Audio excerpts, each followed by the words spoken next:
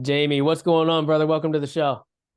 Thanks, Seth. This is awesome. I'm excited to be here, and I'm hoping to add some value. Absolutely, man. Third time's a charm. We've been trying to get this scheduled after I was on your show, which was fantastic. I had a really good time on that show, and I think it turned out pretty good. So I know we're gonna Absolutely. we're gonna deliver on this one as well. Yeah, we're gonna try to. I'll try to do as good a job as you did. So yeah, I don't know that about was that. yeah, no, I that was a very good episode, from adversity to abundance. I would highly recommend your listeners check that one out too. Your episode on that show. So thanks for doing that. Absolutely, man. You're an incredible interviewer. That's the only I've been on dozens of podcasts, and you pulled out a lot of things for me that I've never talked about on the air. So it's pretty awesome. Pretty awesome show, man. Appreciate that. Cool, man. Well, let's just jump right into your background, man. What's your story? Take it back as far as you'd like to, brother. Yeah. Man, I'd like to think that life has phases. So I've had a few different phases in my life. I come from a large family. I'm the oldest of seven kids, and we always had a competitive background as far as team sports and things like that. So um, I played lacrosse in college. That was always a foundational piece of my life, and just kind of, I think from there, learned how to be a part of something bigger than myself and how to work toward a common goal with a team. So that's been something that's been a kind of a thread through my life. And then um, got married and joined the military, and I actually joined the military technically before I got married, but seemed like I got married and then ran off and ran away from my wife, but it's not exactly what happened. But joined the military, was an officer in the U.S. Army. I did miss my first three wedding anniversaries through deployment and things like that. And again, it was a matter of trying to be plugged into something, to serve and be a part of something bigger than myself, and trying to add value, like I think we all want to do. I've obviously glossed over a lot of details, but those were a couple of inflection points, I guess, if you will, like you like to talk about, I know. And so my military career transitioned into a career with the Department of Defense as a civilian, and did 14 years as a civilian with DoD at Fort Meade. And the first half, so the first 7, for all you math whizzes out there, was full-time. And then the second half, the second 7 years, was part-time. And that 7 years is when I was really building my businesses, which are largely real estate investing and mortgage note investing focused. So we can get into the details there. And then in 2022, I ended up quitting my job, and now I have a few different small businesses that I run. And like you, Seth, I've got a lot of different things that I'm juggling, and but yeah, I love talking about taking ownership of your financial situation and taking ownership of your life, really. And I know that you and I have that in common. So yeah, that's a high level overview of my background. Awesome, man. I appreciate that. There's a lot to unpack there.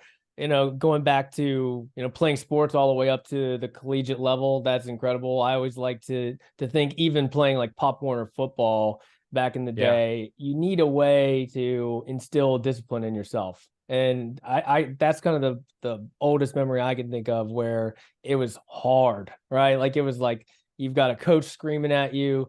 Like Yeah. back in the day, it's like, they wouldn't give you water unless you were like, for like an Yeah. hour, which I don't think they do that anymore now. But, you Right. had to earn that drink of water and all those sorts of things. But you really learned what it's like to work hard, and you really learned what discipline was all about. And I would say that, and you can expand on this, but Yeah. I would say that, being in the military yourself, that Yeah. takes it to a whole new level, right? It's like you got Yeah. that from sports, you got that from the military. Yeah, definitely. I mean, obviously they're very different in a lot of ways, but that is certainly a common theme, is being disciplined. And people shy away from that word because it just sounds like work or no fun and no flexibility. But I found that having discipline in your life ends up adding more freedom, in a sense, because you kind of have your foundational pieces set in stone. You don't have to think about those. And so, regarding team sports, it's really a matter of, everyone doing their part, right? And so there's a level of individual discipline, and then also just kind of putting the group ahead of yourself. Obviously you want individual, there's nothing wrong with individual accolades. And I was certainly chasing, those individual accolades. It's not something I shied away from. I definitely was wrapped up in trying to be an All-American and that kind of thing. And did get that a couple of times, but at the end of the day, nobody really cares about that. And the way I viewed it was, if I was doing my part and I got those, if I was scoring goals in lacrosse, as an example, that means I'm contributing to the team, right? And so there's obviously a fine line there, but of going too far either way. But yeah, that discipline is critical. Even I played at a high level in college, and there was year round, you're training, you're into it. It was a Division III school, but the reality was we worked just as hard as any D1 program. And these are skills that have paid off and are absolutely transferable to the rest of life. For sure. Yeah, I think you've got to get those intangible things. You've got to develop them somewhere along the way. Whatever that is, if that's sports or the military, or from your parents. I mean, you can get it from different places, but you definitely need it. I mean, we're in different stages of our life at this point. We're talking about a lot. Yeah. We like talk about freedom and flexibility and fun, to try to get away from kind of the W-2 mindset. But in order to achieve freedom, flexibility, and fun in a successful way, you have to be disciplined to be able to get there. You had to have done something successfully to be able to get there. Or maybe what separates you from, the guy living in a van down by the river, right? Like that guy has freedom and flexibility. I don't know about fun, maybe fun, but yeah, but it's a different, obviously it's a different outcome. Yeah. And I think I still need, I still use a lot of discipline today. It's still required, but I guess it's self-imposed. And, I just love having that flexibility and that freedom, that comes along with being an entrepreneur. So yeah, it's been a central piece to my success for sure. But I don't think it ever, goes away. I just get to pick and choose what discipline I want to kind of enforce on myself, I guess. So yeah, absolutely. And as you said, the military was a huge part of that for me as well. I mean, that's a different kind of discipline and different kind of teamwork, and different, if you lose a lacrosse game, okay, you lost the lacrosse game, but in military, the stakes are a little higher. So maybe certain things are more important. Attention to detail is critical. And, but at the end of the day, it's the same principles apply across both, I guess, sectors, if you will. For sure. So let's dive into that transition. You started working kind of part-time there for 7 years. So that seems like a transitional period. How were you able to progress from, that W-2, and what I've heard you say is call yourself a W-2 quitter. And I love that. How were you able to progress from a W-2 person to a W-2 quitter? What enabled you to do that, and what did that transition look like? I mean, I do remember in 2015, probably a little bit, maybe say 2014, but I had a wife and 2 kids, and I had the long commute that I know a lot of people can identify with. So, it just was Groundhog Day. It was the same thing over and over and over. And that's not me sitting here complaining about my family or having the opportunity to work. But after a while, it gets old. Let's just be real, right? So it's like you're sitting in traffic, and you start looking at, I worked for the government, and you look around and you say, who's sort of ahead of me on this? I think you probably mentioned on your show, on my show, your episode, you look around to the people who are more kind of further along the path than you. You say, do you want to be that person? Is that the life you want? And man, I did not want that. And it just having that just super long term, just the pot at the end of the rainbow, I guess, nothing driving me in the interim. Man, it was brutal. So I probably did a little woe is me for a little bit there, a little victim mentality for a bit, but then you start to realize, like, okay, if you don't take ownership of your own life, no one's going to, right? So no one's going to come in and do this for you. So I'm not sure what truly, created the change in my mindset, but my mindset absolutely started to change, and I just made a shift, and I stopped watching cable news. I stopped just stop paying attention to all the things that I can't control and I couldn't control back then, and started saying, no, what do I have? What are my strengths? Who's back to the team thing? Who's on my team? Who's in my network that I can add value to, and who can add value to me? So I started looking around, and my father was a realtor for many years. My brother was a loan officer. We had one rental property at the time. And I had worked I didn't mention, I worked at a title company, and I worked for a mortgage broker before as well, briefly. So I had this experience that a lot of people don't have. And that's, that doesn't mean I'm better than anyone. It just means these are my strengths. So let's point to that and let's use that. So I started really being intentional about focusing on my strengths and my assets that I had in my life, right? And then another asset that I used to see as a liability was the time in the car. So I started listening to podcasts. Oh, and then it turned into, wait, I don't even want to go into work yet because this podcast episode is amazing and I'm learning so much, Bigger Pockets and all the other real estate podcasts and different investing podcasts, and started using that mental bandwidth instead of focusing on national media stories that I have zero influence over. Here's something that I can actually take action on. And so in mid 2015, I went part-time, and it just so happens that at DOD, it's one of the few agencies in the federal government where you can go part-time and still keep your benefits. So I still had health insurance for my family. Most people don't have that option necessarily, but oh well, I did. So that's what I did. And that's again, decided to start building my other streams of income outside of my W-2. Had my circumstances been different, if I was single, I probably would have just quit the whole thing, right? But I was able to have that kind of laddered approach, I guess, or tiered approach to kind of ripping off the Band-Aid. Yeah. No, that's awesome. I love just the idea of taking ownership of your life, right? Like everybody has those moments where they're feeling sorry for themselves. But the successful people, they don't sit there and stay in that mindset. They move on. You're going to be there sometimes where you've got to get out of it. And you got to say, okay, what can I control? What can I change? And you don't give other people the power to control you and your mindset and how you feel about your life, right? Like that's the thing. Like if you're constantly blaming someone else or saying this happened to me rather than what can I do to get myself out of it, then you're going to be stuck there forever. You're going to be spinning your wheels forever.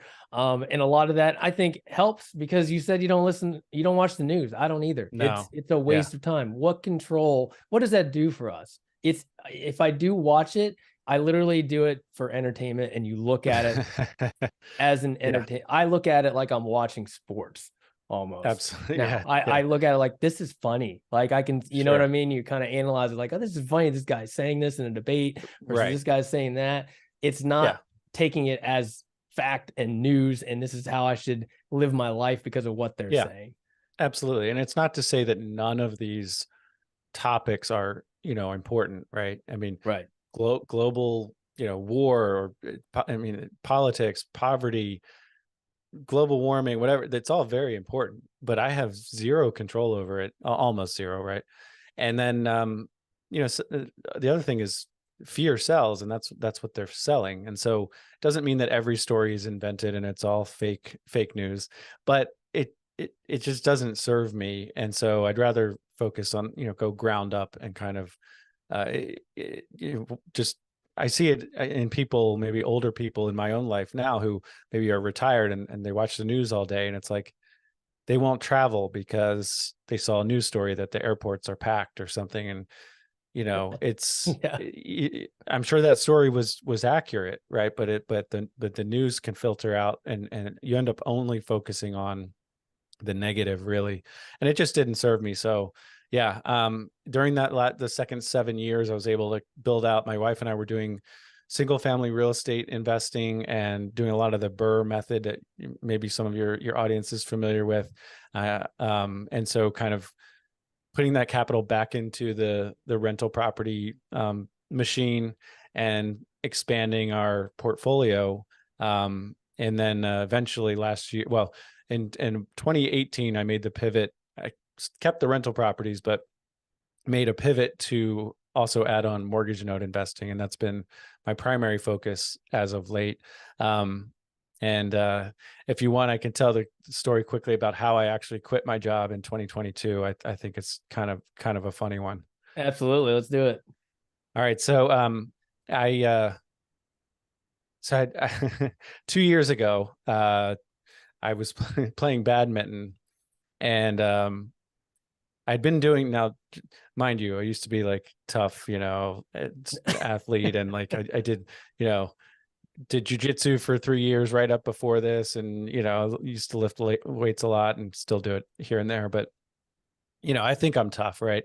And I ruptured my Achilles playing badminton.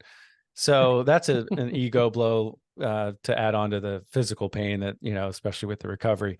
So I ruptured my Achilles a little over 2 years ago today. And I was out of work. It was my right foot. And the reason I bring this up is not for sympathy, but to say, I couldn't drive for 3 months. So I actually, and I had tons of leave from work. And by this time I was tired, really tired of I was pretty much checked out. Like I think you might have been at your big law job, but That's right. I was checked out. I mean, I wasn't the best employee at this point, and so I took as much leave as I could, reasonably, right? And so, but couldn't drive, and so I was out for 3 months, and I come back into work, and I'd had discussions with my wife about leaving. It was just a matter of when, not if. I can tell you truthfully, I had no idea that I was going to quit this day, but I came back in from having been out for 3 months. Mind you, no one gave me a call. No one from work, no one from my management gave me a call the entire 3 months I was out, other than to ask me, are you vaccinated? Because you have to be vaccinated to get inside the building. Now, I don't want this to turn into some controversial vaccine discussion or get your podcast banned from something. But yes, I'd been vaccinated, to answer the question, but no one asked me, how's your recovery going? Like, what are you, how's your life? It's just, are you vaccinated? You need to get that shot before you come in. Okay, great. Thanks. I really feel welcome here. So I'm already just, you know what, screw this place. Right. Come back in and just go to my desk. And this is an office space kind of thing where I go to my desk and there's an Air Force kid at my desk. And long story short, they kind of moved me somewhere else without telling me. I can't find my desk. I finally find it. It's got a box with my name on it with, monitors sideways and all, and clearly not a functioning desk and, office space. So I literally quit that day. And I just say that it's just like, I knew 100% I was done. My wife didn't know I quit, but I quit that day. Still worked for another month or two, but there was no question, zero question in my mind. I'm done with this place. So that was March of 2022. And ever since then, I've just focused on building out my businesses and haven't looked back. That's awesome. Sometimes you just know, right? Like sometimes it's time. You just knew. I love that story, man. For me, it was a little bit, you already know the story, but for me, it was a little bit more of someone else's decision. I got fired. I mean, and you'd mentioned that, you weren't the best employee at that point.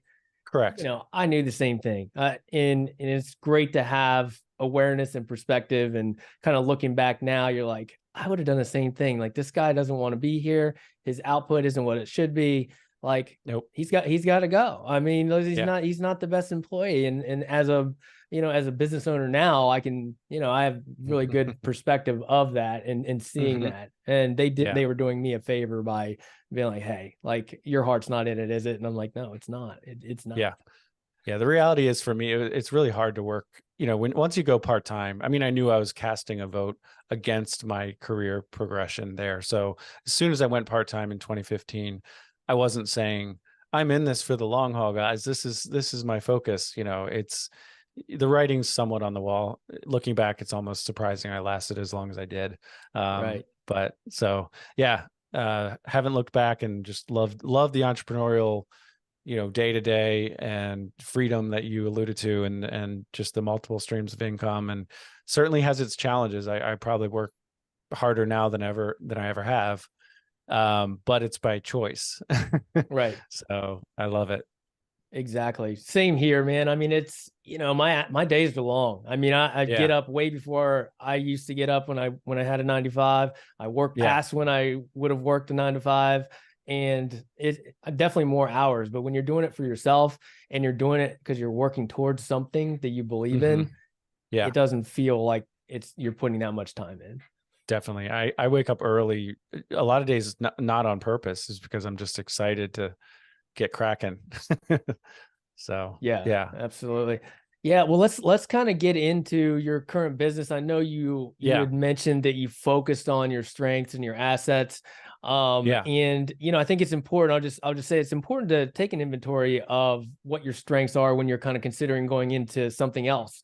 Because a lot of our listeners are attorneys, they're doctors, folks like that. They kind of feel like maybe they're pigeonholed, right? Like, well, if I'm not an attorney, what the hell else can I do? Right. And like, I don't know anything about real estate investing or node investing or starting a Yeah. business or anything like that. But if you really take a step back, you probably have a lot of skills that you've learned and honed in your career that you can use for something else moving forward. And that's what you were able to do. Definitely. And one thing I'd say is that, one thing that's always comforting for me is nobody knows everything, right? So you can always find somebody who knows more than you in a certain area. There's one quote about every man is my superior in something, right? So basically it gives me a lot of comfort to know, like, just because an attorney listening to your show knows a way more than I do about a particular topic, and probably many, many other topics, that doesn't mean I'm less of a person, or, I don't know more than that attorney does in another area. So it's okay. I'm never going to know everything. And there are other people who've already figured it out. So, that's always comforting to me, and when I say look to your strengths, it's also looking to the people in your network who know or can help you get to where you want to go. So yeah, I mean, so many things we take for granted that we do know. And, example, when I started working at a title company fresh out of college, because it was my first real job and it paid, a salary. I realized quickly how little I knew about title insurance, settlements, just basic stuff. Now looking back, pretty basic stuff, but you don't know that unless you work for a title company or you're heavily involved in this. You're not trained in that in school typically, right? So, you forget. And so your listener out there, the attorney, the doctor, I guarantee they have a lot of life experience, not just from their professional world, but just life experience that they shouldn't take for granted. And the fact that you can go through law school and then be an effective attorney, or go through medical school and be an effective doctor, that means you can learn things, right? And so again, I'll go back to life has seasons. I mean, you've shown that in your own story, Seth. Like, it doesn't mean, just because I started a certain business doesn't mean that's going to be what I'm going to be doing for the next 20 years. Or just because I'm an attorney now doesn't mean that's what I have to do for the rest of my life. So we always have options. I mean, you might look back and wish you'd done something differently or something, but you only have one chance at this. And so, you just make the most of it, and just keep learning constantly is critical. I just hired a business coach. We've had one call.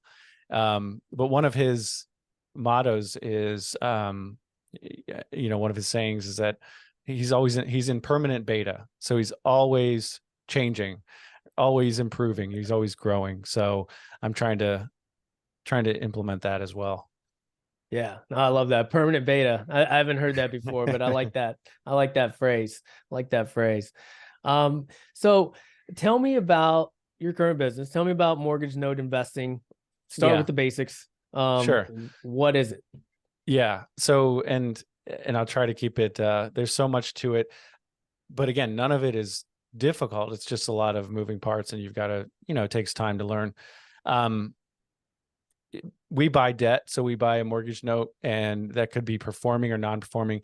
The real high level version is a performing note is kind of like a long-term buy and hold rental property, but you're buying the debt and becoming the lender, becoming the bank, if you will. And so you're buying that performing note for cash flow. So I buy a performing note. The borrower now pays me through a loan servicer, and I get monthly payments. So that's a great way to go. The problem with that is you can't really add value to that asset very well. You're kind of, it is what it is. And in fact, with mortgage notes, the value actually goes down over time, generally speaking, because the principal balance goes down. So it's worth less than it was when you bought it. Then on the other side, the non-performing side of things, we buy those as well. And those are more like a fix and flip property. So although we're still buying the debt, we're not buying the property, but there's a chance to add value. There's an opportunity to buy a distressed asset and add value to that asset, and then sell that non-performing note. I should say sell that asset, whether that's as a reperforming note or as through the real estate itself. There are a few different ways you can exit a non-performing note deal.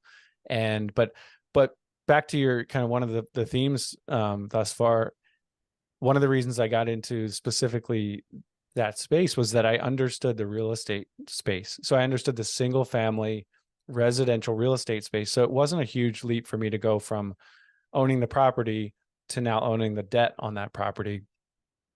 Whereas it would have been a lot bigger leap for me to say, oh, I want to start buying distressed, multifamily debt, which I know you could probably help me understand better.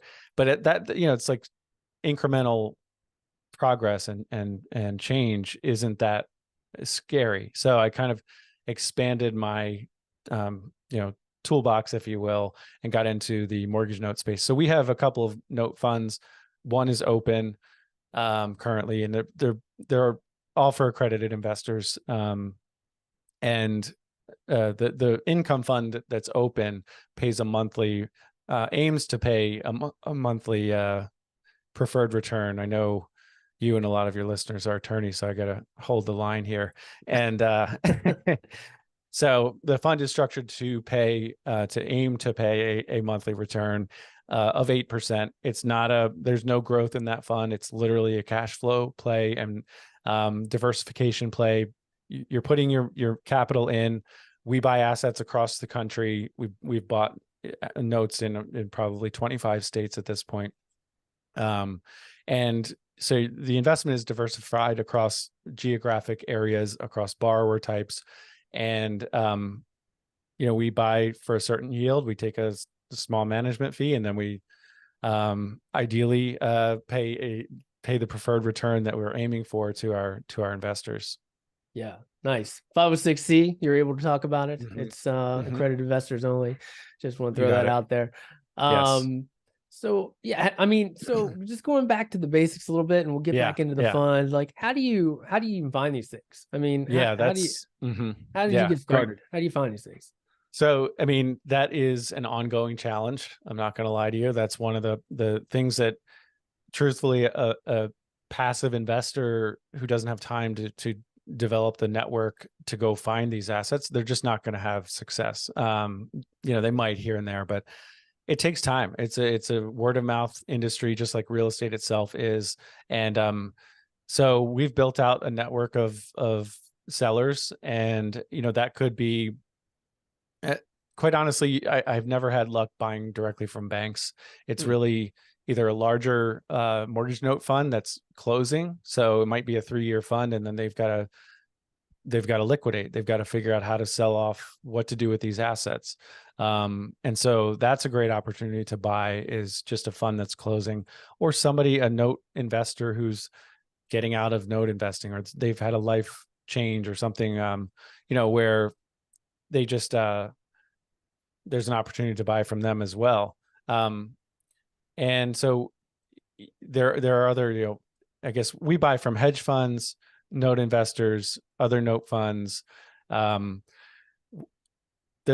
are also note brokers as well out there. There are also some online exchanges like PaperStack and a couple of others that you can go. And I've bought and sold on PaperStack and other exchanges as well.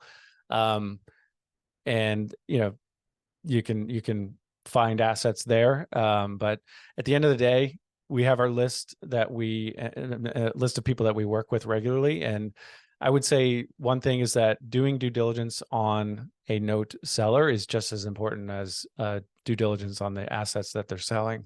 And so it's taken some work, and it's a work in progress always. But it is the $1 million question: is where do you find these assets? Yeah. So that's the hard part, right? That finding these assets is the hard part. Have you ever had to foreclose on any of these notes and actually acquire the property? And I guess Yes. a follow-up question is, do you ever look at a non-performing note like, hey, I actually want to own that property? Mm-hmm. So Great I'm questions. Yeah, great questions. To be clear, we're not trying to kick people, grandma out onto the street or anything like that. That's not our goal typically. Well, that's never our goal, but we're never trying to kick someone out of their home.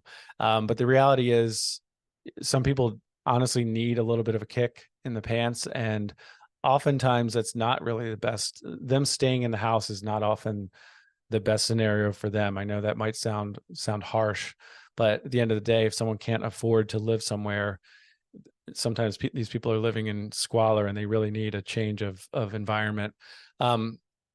To answer your question about, do we target the property? Yes, sometimes we do.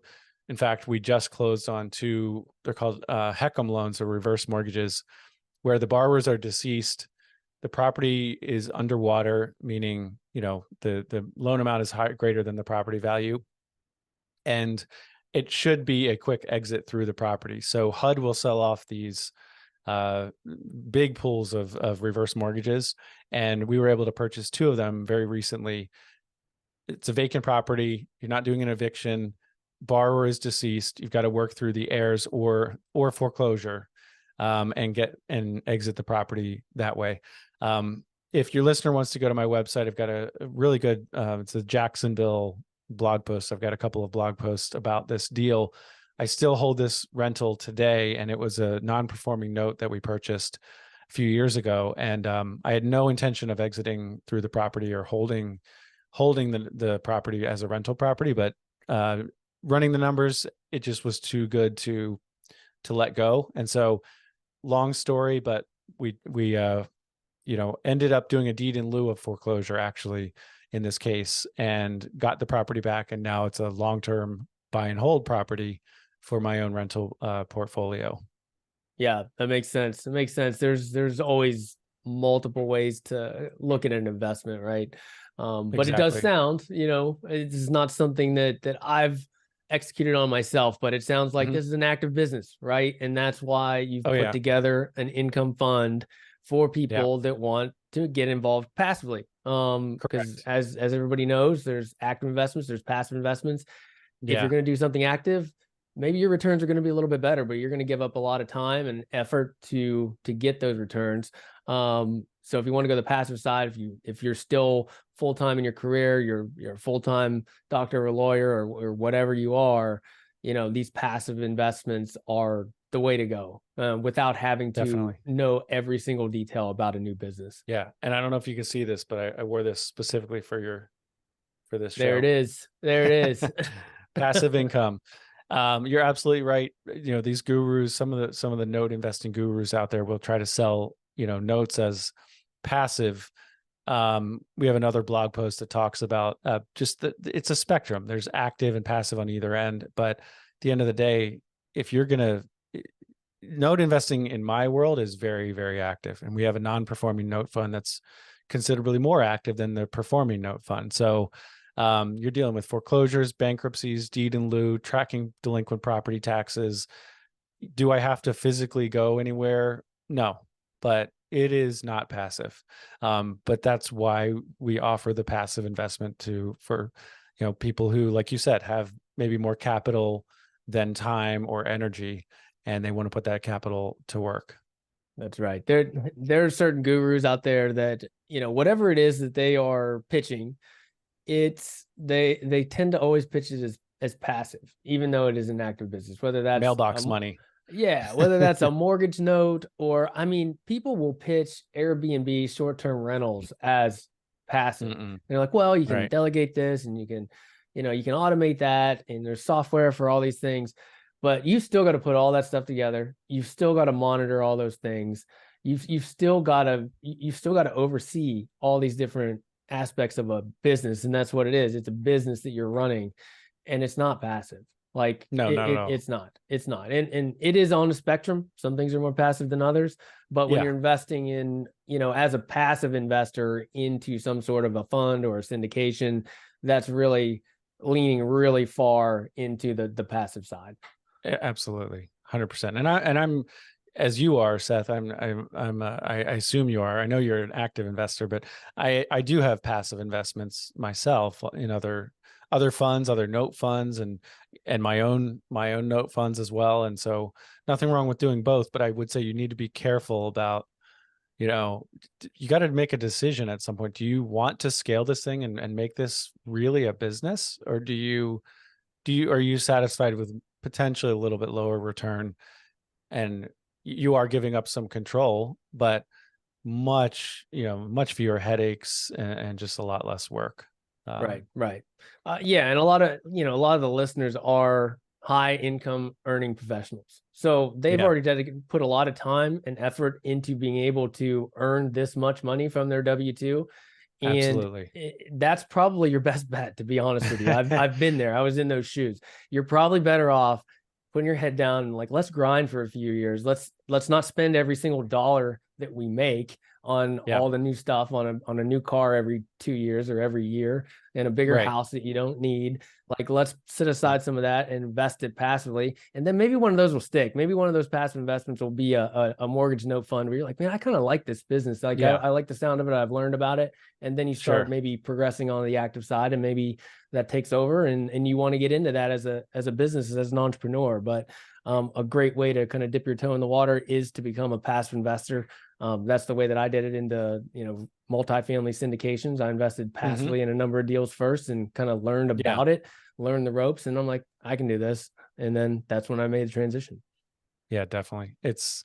It really comes down to what your goals are and what your situation is, for sure. I'll say I was too passive initially when I went into notes, because personally, I just don't.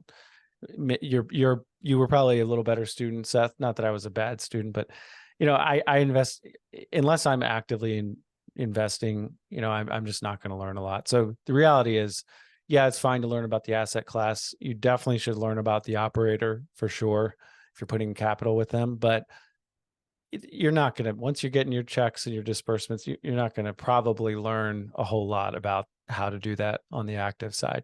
And so that's what we're here for. Yeah. It's more of like a spark of an interest, right? Like maybe if you already have that spark and then you invest passively, then you're like, okay, well, now I'm invested. Like, let me learn about this. And you have to actively go out there and educate yourself and network and talk to people that are in the business. Definitely. 100%. All right, man. Before we jump into the Freedom 4, you have one last golden nugget for our listeners? Oh man. I would say when it comes to investing, take the long-term view. Don't chase immediate returns. I do think it's certainly, we all want to make $1 million tomorrow, but I think it's play the long game when it comes to investing. I think that's critical. Love that, man. All right, let's jump into the Freedom 4. What's the best thing you do to keep your mind and body healthy? Yeah, I mean, one thing that I instituted this year actually is breath work. And it takes 10 minutes and per day for me at least. And it's been phenomenal. And it's something that, quite honestly, as a athlete back in the day, or even in the military, I would have scoffed at something like this, to be honest with you, because it's just, it's not manly or whatever. And it's like, it is phenomenal. So breath work, I mean, I do other things for sure, but that's certainly this year, it's been a game changer for me. I just feel like it resets my central nervous system, and it just gets me focused. And I know there are other physiological benefits that you can ask Dr. Andrew Huberman or somebody else about.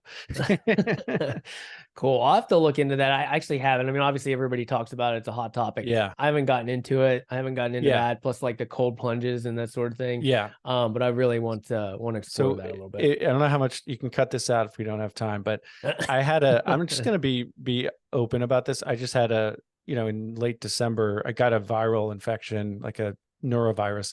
And then I had what I think was a pretty severe panic attack, and it was super scary. And so that's why I started doing this. And somebody on my team actually sent me I guess we'll call it an implement, or a tool that I use for the breath work.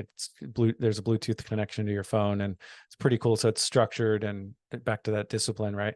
Yeah. But so there was a reason I started doing it, and it's so accessible. In 5 to 10 minutes a day, you can start doing it. So yeah, very cool. Highly recommend.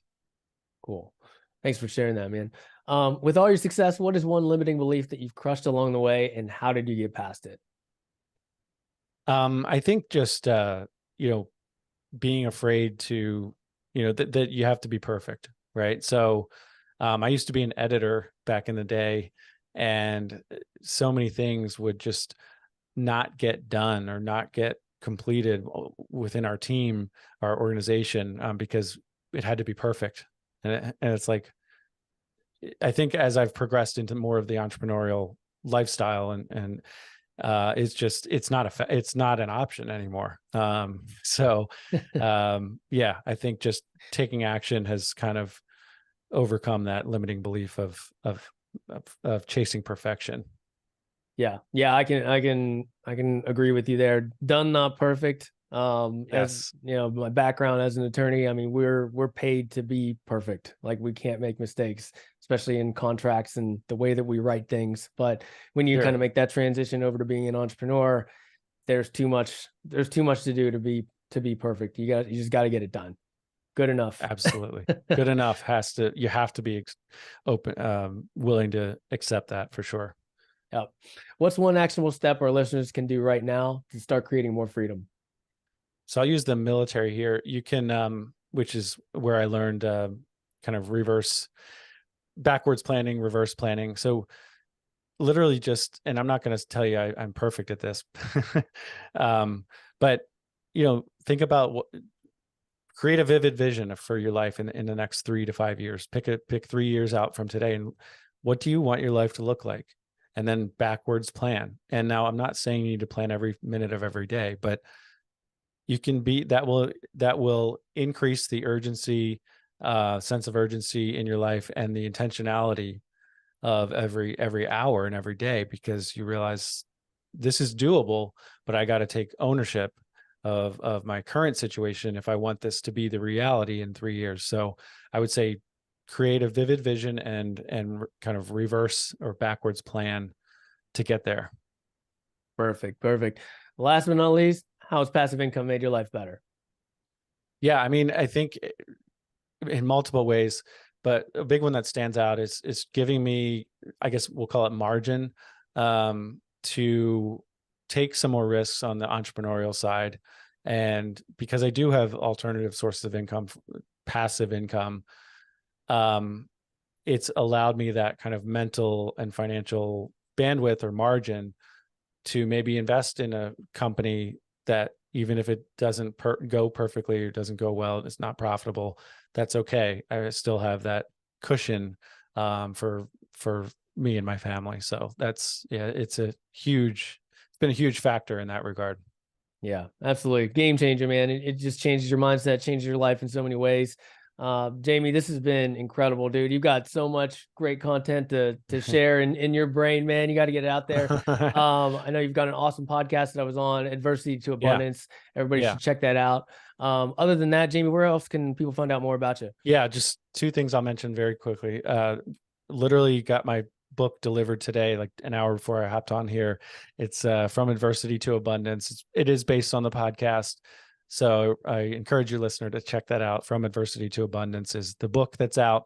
And then labradorlending.com, LABRADOR.com is where you can check us out.